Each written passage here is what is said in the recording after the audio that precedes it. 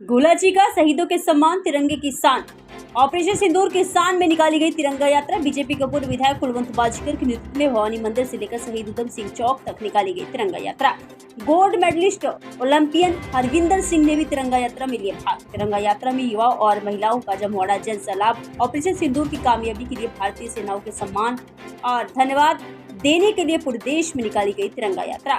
देश के दुश्मनों और देश के भीतर गद्दारों से निपटने के लिए देश की सेना, पुलिस प्रशासन, युवा ने कसी कमर। की शान में, तिरंगे की मान में, ऑपरेशन सिंदूर की उड़ान में क्या कहेंगे? मैं तो ये कहूँगा कि हमारे देश वासियों का मान सम्मान बढ़ा है। हमारी जो सेना है, हमारे जो जितनी भी भारतीय सेना थी, उन्होंने, उन जांबाजों ने जिस तरीके से बड़े सहनशीलता से जो आतंकवादियों के ठिकानों पे जाके हमला किया है, चुन चुन के आतंकवादी मारे हैं। इसीलिए हम उस सिंदूर के ऑपरेशन करने वालों का, उन जांबाजों का और प्लानिंग बनाने वालों का और हमारे प्रधानमंत्री नरेंद्र मोदी जी का धन्यवाद करते हैं दिल से स्वागत। इस तिरंगा यात्रा का लॉजिक क्या है? इस तिरंगा यात्रा का लॉजिक ये है कि जो हमारे देश के लिए, जो हमारे सैनिक जिन्होंने अपनी जान हथेली पे रख के, जो आतंकवादियों पे जलती हुई आग में जाके उन्होंने जिस तरीके से उनको चुन चुन के मारा है, उनका मान सम्मान बढ़े, उनका मनोबल बढ़े।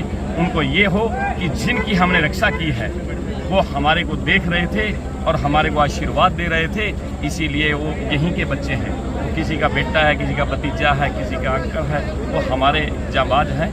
उनके मान सम्मान के लिए यात्रा निकाली गई। कुलवंत जी, भित्रघात को लेकर बड़ी खबरें आ रही हैं। गोलाचिका में एक पाकिस्तानी जासूस पकड़ा गया है। ऐसे में दुश्मन से निपटेंगे या भित्रघातियों से?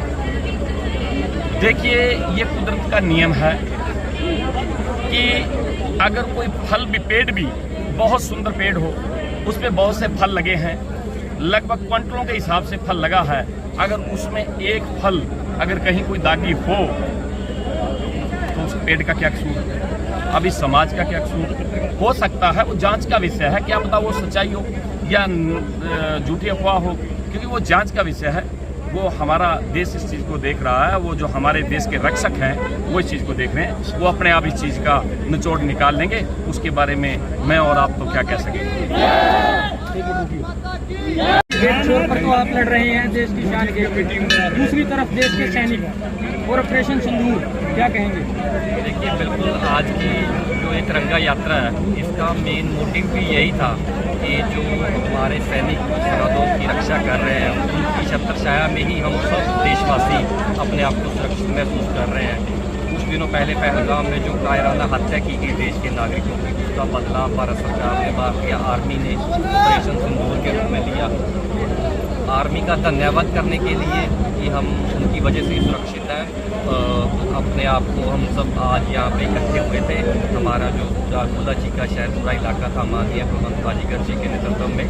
और जैसे ही मैंने भी पोस्टर देखा था, क्योंकि पूरे भारत में तिरंगा यात्रा निकाली जा रही है, तो मेरी भी इच्छा थी कि मैं इस यात्रा में शामिल हूँ। मैंने भाई साहब से कॉन्टैक्ट किया कि मुझे भी देश प्रेम के लिए इसमें शामिल होना है। और आज का जो जन सैलाब था, जो लोगों का उत्साह था, निश्चित तौर पर ये अपने आप में देश प्रेम को दर्शाता है। हरविंदर, जब आप ओलंपिक खेलते हैं तो वो भी एक युद्ध की तरह लड़ा जाता है। तो जब ये ऑपरेशन सिंदूर चल रहा था तो आपके मन में क्या था उस समय? कोई एक्टिविटी बताएं। देखिए, सबसे पहले तो हर भारतवासी की तरह मेरे मन में बहुत ज़्यादा गुस्सा था जो कायराना हत्या की गई देश के नागरिकों की पहलगाम में। तो हम सब कुछ दिनों से सुन रहे थे और हमें यकीन भी था कि पहले की तरह इस बार भी भारत सरकार एक अच्छा निर्णय लेगी। भारतीय आर्मी कठोर निर्णय लेकर सब सिखाएगी दुश्मनों को, और निश्चित तौर पर ऐसा हुआ भी। तो क्योंकि जैसे कहा जाता है कि ओलंपिक जो खेल होते हैं, ये तो कहते हैं कि ये एक फेयर वार है जिसमें बिना बंदूकों के या युद्ध लड़ा जाता है आप किसी दूसरे देश के खिलाड़ी के साथ। तो निश्चित तौर पर हमारे मन में वो भावना होती है कि हम किसी कंट्री के खिलाड़ी को कम्पीट कर रहे हैं।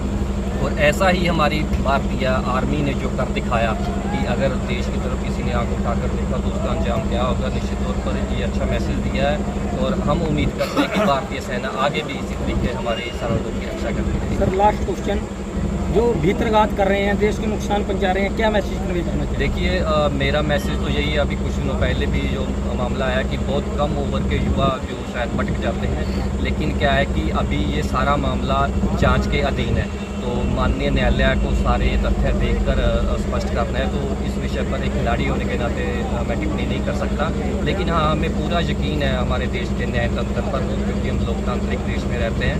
तो बहुत जल्दी ही हमें दूध का दूध और पानी का पानी हो जाएगा। और मेरी युवाओं से अपील है कि इस समय आप देश के साथ खड़े होइए, देश प्रेम को जितना आप ज़्यादा आप दिखा सकें। और आज के समय में हमें सभी को एक होकर, दुश्मन को एक होकर खड़े रहकर दिखाने की जरूरत है।